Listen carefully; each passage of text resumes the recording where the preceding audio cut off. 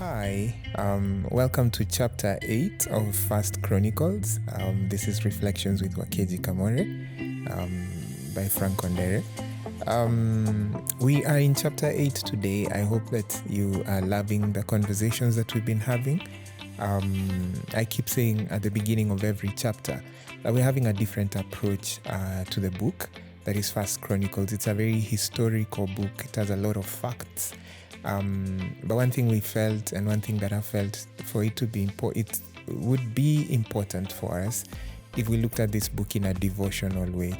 A devotional way of looking at the book is just asking, what can God be saying to us? What is God saying to us through this book today? Chapter 8 is no different. It has a lot of names. And then the only place that maybe I can take us is in verse 33. In verse 33, at least we're introduced to a name that we know. Ner was the father of Kish, Kish the father of Saul, and Saul the father of Jonathan, Malchishua, Abinadab, and Ashbel. I think we all know that Saul later became king of Israel, the first king of Israel recognized in the Bible, chosen by God, and then Jonathan was his son. So that's where they appear, and we're happy. You know, sometimes when you're reading these names, it's like you catch a name that you know and you're like, okay, I know this guy. So that's the guy for us there in chapter 8. But in this chapter, there's a phrase that appears countless times, and that's the phrase that I really wanted us to pay attention to. Okay, so I'll take us all the way back to verse 6. In verse 6, he says, "These were the descendants of Ehud, who were heads of families of those living in Gibeah, and were deported to Manahath."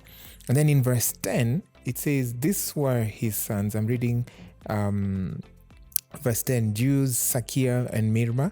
These were his sons, heads of families." And then again, if we skip to verse 13, Beria, Shema, who were heads of families. Verse 28, all these were heads of families, chiefs as listed in the genealogy, and they lived in Jerusalem.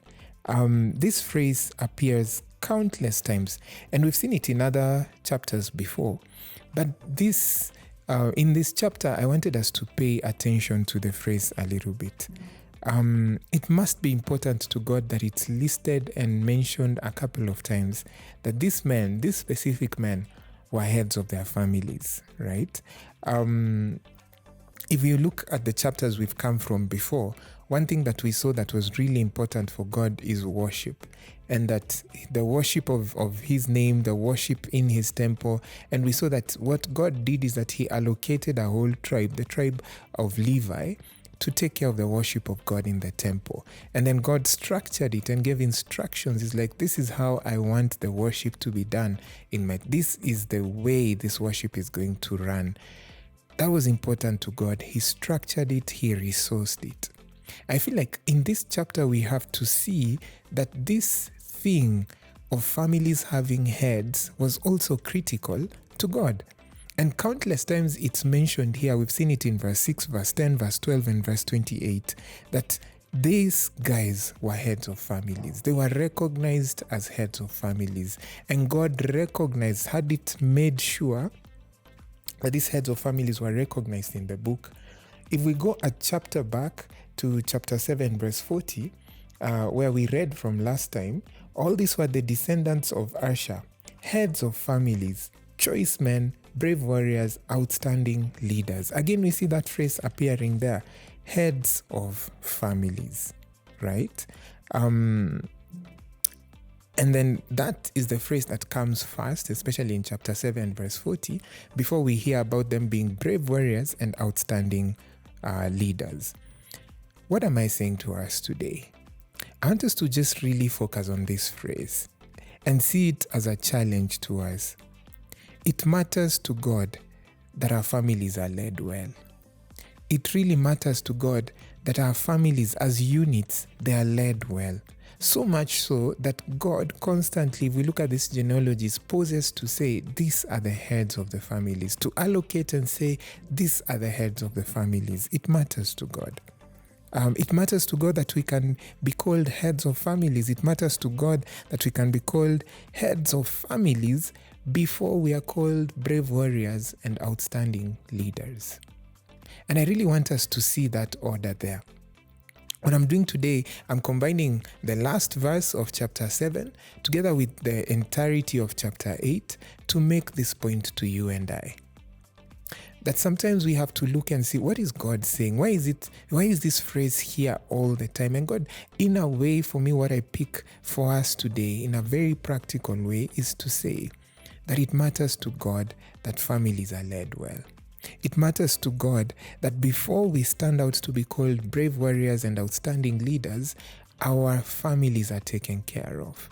It matters to God that the private entity that is your life and my life, whether you come from a setup where you are, maybe a father or a mother or a son or a daughter, or you're listening today and you're, in some sort of intimate or, friendship or relationship, it matters to God that those units in our lives, those private entities in our lives are led well and they succeed.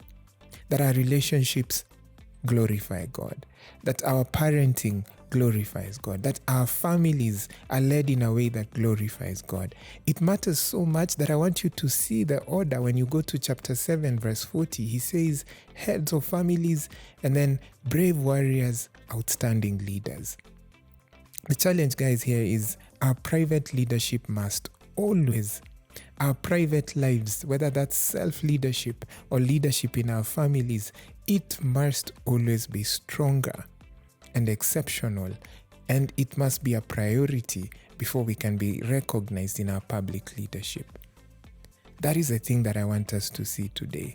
That God acknowledges that the family is the unit, it's the strongest unit that determines the health of a society.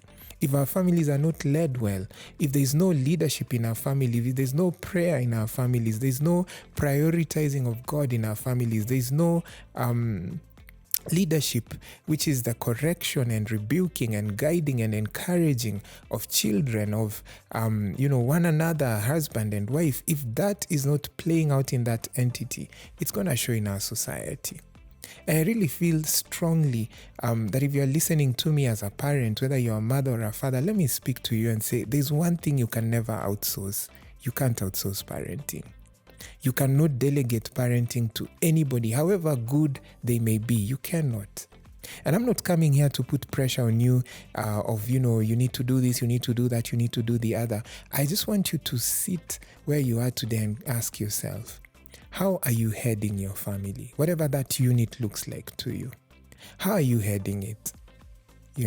Have you reached a point where the priority has become for you to be a brave warrior and an outstanding leader, but you're forgetting that you're the head of a family? It matters to God that our families succeed. That we succeed in private first before we can be, we can succeed in public. That we make sure that our private victories are more important to us than our public victories. That is the thing that I want us to see from this. Countless times it's repeated. There were heads of families, there were heads of families, there were heads of families. And they were heads of families first before they became brave warriors and outstanding leaders. Does it matter to you that you can be an exceptional head of your family before you can become an outstanding leader in public? Does it matter to you that your family can be gelled and well led and succeeding in the way that God has called it to succeed before your company or before your career or before any other thing you step out of the house to do can succeed? Can you be celebrated at home as a father, as a mother, as a son, and as a daughter before we can celebrate you in public for the wins you're making there? That's really what this chapter is causing us to think about. And I pray that we may see the passion that God has for families enough for Him to say and for Him to know that our families need strong and godly leadership. God bless you and have a good day. Bye.